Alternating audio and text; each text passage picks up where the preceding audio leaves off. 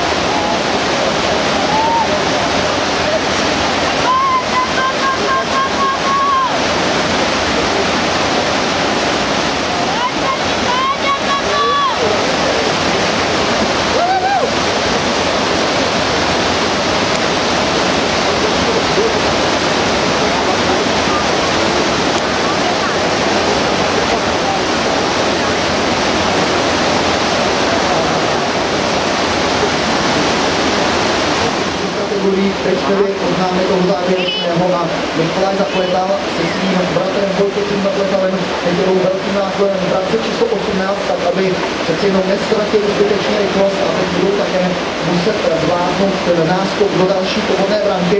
Nebylo to ale rozhodně špatné pro tuto dvojici, která vybojovala zlato ve Spojených státech. Tam se odlišil světový šampionát ve světě na divoké vodě.